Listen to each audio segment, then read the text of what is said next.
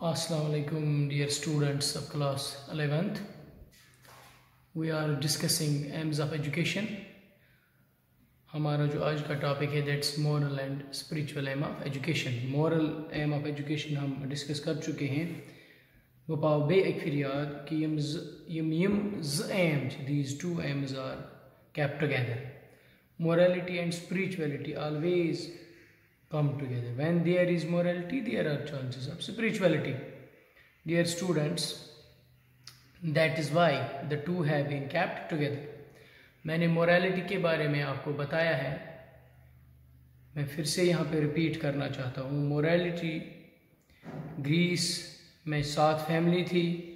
उन 7 फैमिलीज़ ने कुछ रूल्स, कुछ स्टैंडर्ड्स, एक कोड ऑफ कंडक्ट सेट किया हुआ था, एक क्राइटेरिया तैयार किया हुआ था अपनी ज़िंदगी गुजारने के लिए. कुछ नॉर्म्स रखे थे, कुछ रूल्स रखे थे, कुछ स्टैंडर्ड्स रखे थे ज़िंदगी गुजारने के लिए. उन रूल्स के तहत वो अपनी ज़िंदगी गुजारते थे, उन स्टैंडर्ड्स के तहत, उन वैल्यूज़ के तहत वो अपनी ज़िंदगी गुजारते थे. और उन स्टैंडर्ड्स, उन कोड्स, उन रूल्स, उन वैल्यूज़ को नाम दिया था उन्होंने मॉरल्स. फिर जो ये मॉरल्स है ये स्लोली मॉडिफाई हुए और इनको नाम पड़ा मॉरल्स. यानी अब अगर हम ये देखें कि मॉरल्स क्या है, morals is a number of rules, set of standard, set of code of conduct. It is base on which they use to live their life. ये वो बेस है मॉरल्स जिन पे वो अपनी ज़िंदगी गुजारते थे. ये वो रूल्स हैं, वो स्टैंडर्ड्स हैं जिन पे वो 7 फैमिलियाँ अपनी ज़िंदगी गुजारते थे. और ये मॉरल्स जो हैं these got slowly modified and become morals. अब हमें ये देखना है मॉरल्स क्या है. ये भी मैंने आपको बताया है, फिर से मैं यहाँ पे कहना चाहता हूँ. Morals are standards of life, morals are rules of life, morals are the code of conduct of life.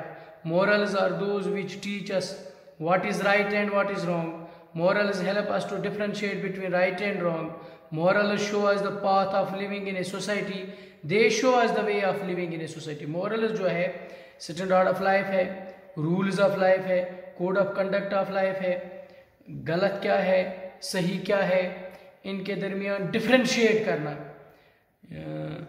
वो रास्ता दिखाना हमें, वो चीज़ सिखाना हमें जिससे हम सोसाइटी में रह सके, ये मॉरल्स कहलाते हैं. Dear students, when through our education we try to inculcate the values, the morals, the rules, the standards of living in a society, that is called moral aim of education.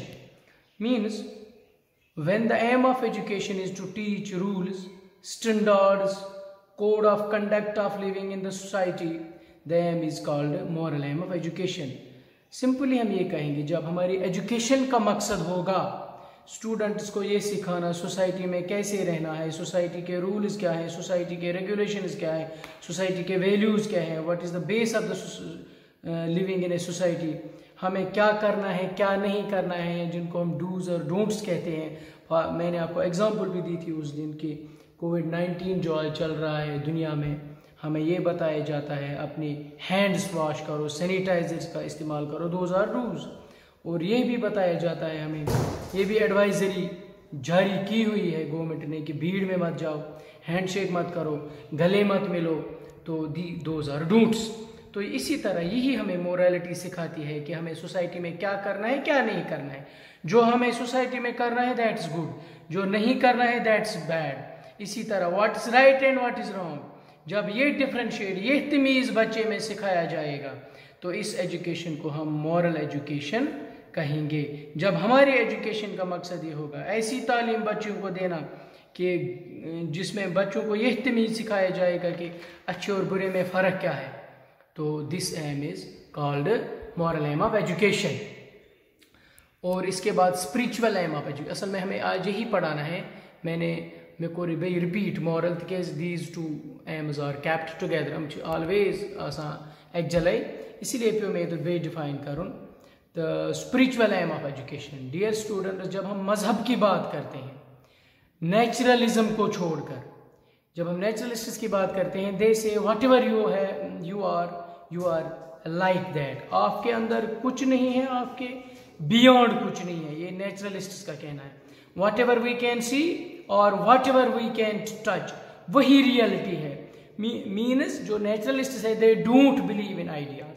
लेकिन जब हम idealism की बात करेंगे, जब हम मजहब के लिहाज से बात करेंगे, तो एक ह्यूमन बीइंग जो है, एक इंसान जो है, he is not just a physical body, यानी इंसान सिर्फ सेल्स का बना हुआ नहीं होता है, टिश्यूज का ही बना हुआ नहीं होता है, ऑर्गन्स का ही बना हुआ नहीं होता। यस, जब हम सेल्स की बात करते हैं, जब हम टिश्यूज की बात करते हैं, जब हम ऑर्गन सिस्टम की बात करते हैं, इससे क्या होता है, that makes our physical body, इससे हमारी फिजिकल बॉडी बनती है।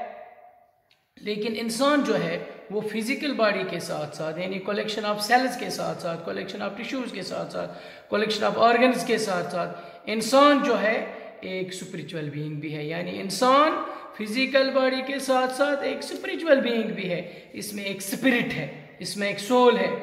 हम अब बात यह है, how we can say that man is a spirit, कैसे? डियर स्टूडेंट्स, मैं आपको एक एग्जांपल दूंगा। फॉर एग्जांपल, दो कुत्ते हैं, जुहून दोनों भूखे, दोनों बचे, दोनों उनके सामने एक रोटी पड़ी हुई है, होने ब्रोखे त्रोवस चुट, तो वो कुत्ते क्या करते हैं, एक दूसरे को काटते हैं। पहले चुट खेन ब्रो इम बरकस की दोनों होन गसान चुट खेन नहीं, वो पहले एक दूसरे का मुंह काटते हैं, तिकेज तवे करान ये खून बिकिस चलराने की कोशिश करान ताकि ये चोट खेम बुई।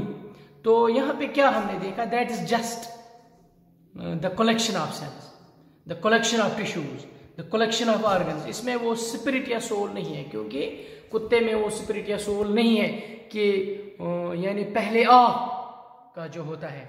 जब हम ह्यूमन बीइंग्स की बात करते हैं, when we talk about human beings, इंसानों में ये जज्बा है, पहले आप का जज्बा। अगर आप भूखे हो, दूसरा इंसान भी भूखा हो, रोटी आपके सामने पड़ी हुई है, आप खुद नहीं खाते हो, आप दूसरे इंसान को कहते हो कि आप पहले आप इस रोटी को खाओ।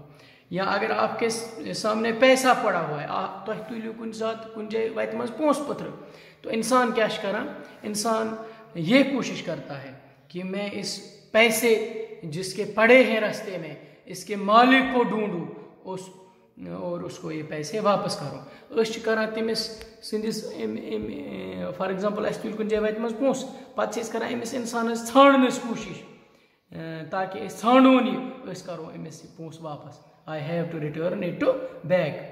तो ये कौन सी चीज हम में है जो हमें कंपेल करते हैं कि हम इस पैसे को वापस करें, या हमारे पास रोटी है, दो इंसान भूखे, हम पहले उस इंसान को कहते हैं कि जी आप ये रोटी खा लो।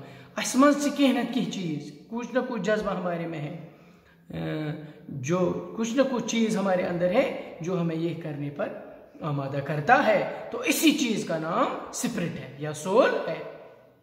डियर स्टूडेंट, जब हम इस चीज को देखते हैं तो हमें यह पता चलता है कि ह्यूमन बीइंग में फिजिकल बॉडी के साथ साथ एक स्पिरिचुअल बॉडी भी है, एक स्पिरिट भी है, एक सोल भी है।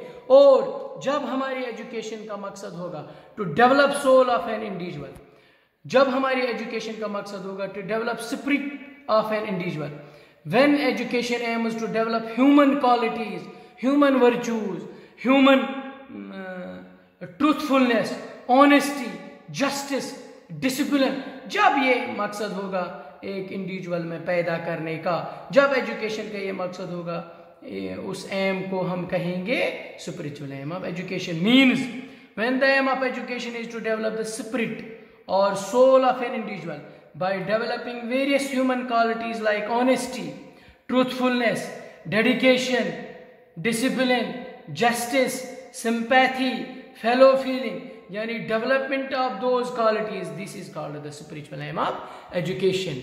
तो simply हम ये कहेंगे, when the aim of education is to teach standards or code of conduct of living in society, the aim is called the moral aim of education. And when the aim of education is to develop the spirit or soul of an individual by developing various human qualities like fellow feeling, honesty, truthfulness, dedication, discipline, justice, sympathy, empathy, this is called the spiritual aim of education. Dear students, मुझे उम्मीद है आपने ये अच्छी तरह समझा होगा। आने वाले लेक्चर में हम इन स्पिरिचुअल और मॉरल एम की इम्पोर्टेंस डिस्कस करेंगे। तिकेज तो पता है आज 2G नेटवर्क चलान, अगर इसकी अगर अजी अमिच इम्पोर्टेंस ये डिस्कस करो तो ये वीडियो बन झूठ, तो ये गए पता अपलोड किए, इसमें पूरा दिन लग जाता है फिर अपलोड होने में।